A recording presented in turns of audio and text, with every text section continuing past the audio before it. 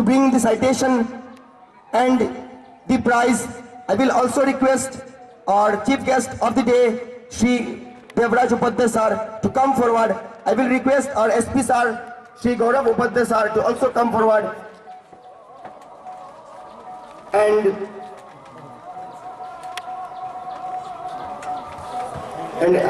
receive the prize.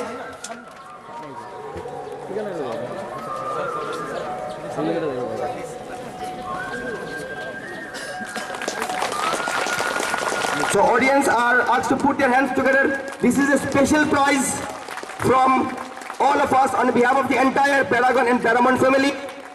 Sir, you have won many awards by your selfless services to our society. Hats off to you, sir.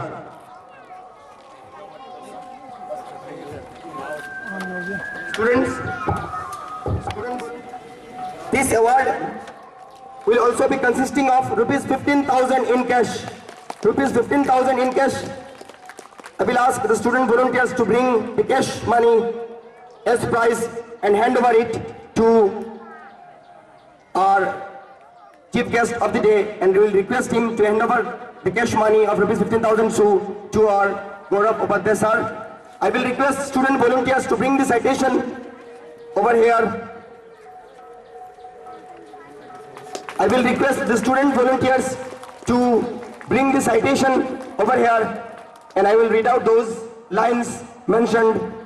Gracious opportunity to award you the Paragon Excellence Award 2018 for all your helpful social services and duly performed duties that look forward to bringing a positive change in the society. Sir, your services and your selfless character have been an exemplar of the role of a responsible police officer. Your hard work, dedication and down-to-earth nature has undoubtedly been an eye-opener for all, and your active participation in reforming the society and effective interaction with the general public has been an inspiration to all of us. We value you and your dynamic personality, and we also want you to state the fact that you have been more a people's officer. Though we hope no words of gratitude or thank you would be possible enough to highlight your valuable contribution, but this award may be a small token of priceless worth. Thank you, sir.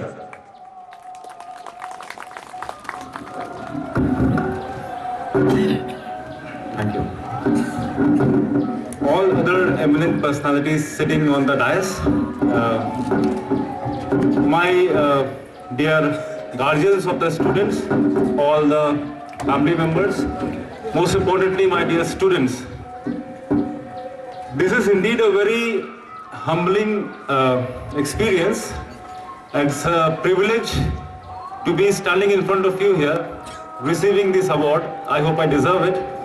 It was very generous of this institution to have deemed me fit to receive this award. Words fail me to thank the institution. I am deeply touched and deeply indebted for their kind consideration. First of all,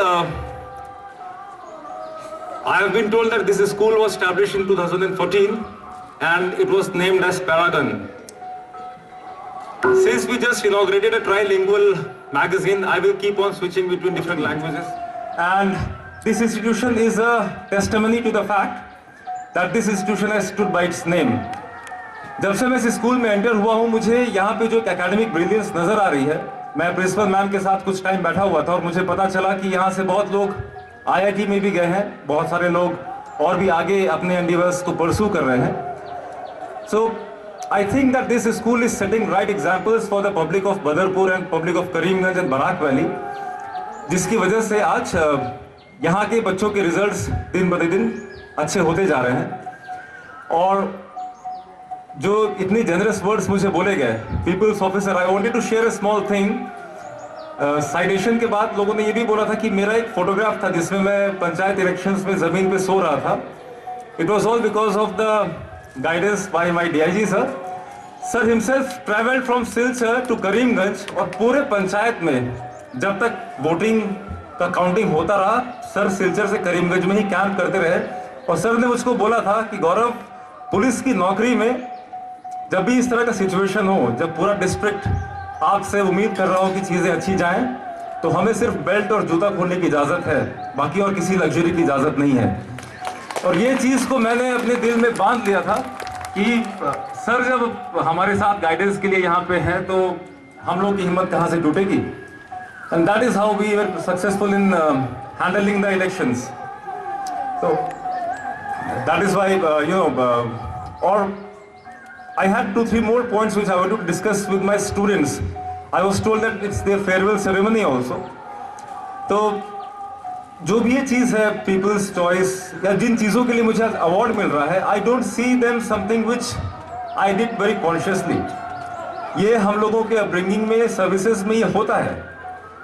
जो एक photograph की बात हो रही थी जहाँ पे मैं किसी पहाड़ी के ऊपर थका हुआ जमीन पे बैठा हुआ हूँ कीचड़ में, it was trying to recover a kidnapped child and we had travelled for 12 hours, crossed I don't know how many hillocks and ultimately successfully recovered the child also. So it was a part of the job. All my students who are passing out from this esteemed academy, I just want you to remain 2-3 very important things. Number 1, always have empathy. ये question मुझसे मेरी UPSC interview में पूछा गया था कि आपको क्या लगता है एक ऑफिसर में सबसे ज़्यादा ज़रूरी कौन सी क्वालिटी है, और मैंने सोचा उस समय जवाब दिया था एम्पैथी. एम्पैथी मतलब आप सामने वाले की सिचुएशन को अपने सिचुएशन मान के उस हिसाब से डिसीजन लें. फॉर एग्जाम्पल मान लीजिए मेरे पास कोई आदमी आता है जो बोलता है कि उसकी गाड़ी चोरी हो गई है. अब for an SP it is a very normal crime.